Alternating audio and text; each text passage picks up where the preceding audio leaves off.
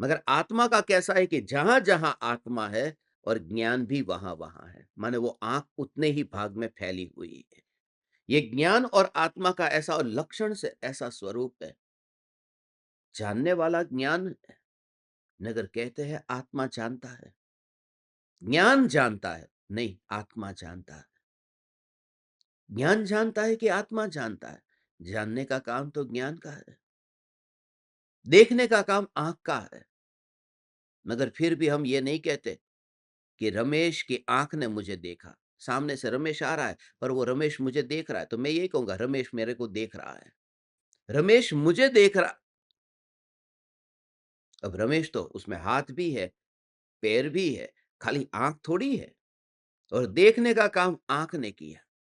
मगर रमेश मुझे देख रहा है ऐसा क्यों कहते हैं? क्योंकि वो जो देखने वाली आँख है, वो रमेश नाम का जो शरीर है, उससे अलग निकल कर के देख नहीं रही है। उसके साथ में अभेद होकर के वो आँख देख रही है। इसलिए कहेंगे रमेश देख रहा है।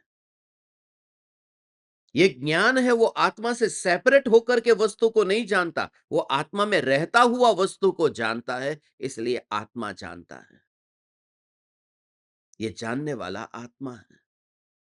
क्रिया ज्ञान की है, मगर जानने वाला आत्मा है। तो राग का विकल्प ऐसी तरंग जब होती है, क्रोध का भाव जब आत्मा में उत्पन्न होता है, तब क्रोध की तरंग में भगवान वह ज्ञान ज्ञान ज्ञान ज्ञान ज्ञान ज्ञान ज्ञान ही अनुभव में आता है।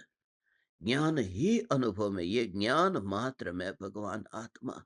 इसलिए ज्ञानी के लोक में ज्ञान के अतिरिक्त और कुछ भी नहीं है। ये बहुत बड़ी बात है। ज्ञानी के लोक में ज्ञान के अतिरिक्त और कुछ भी नहीं है।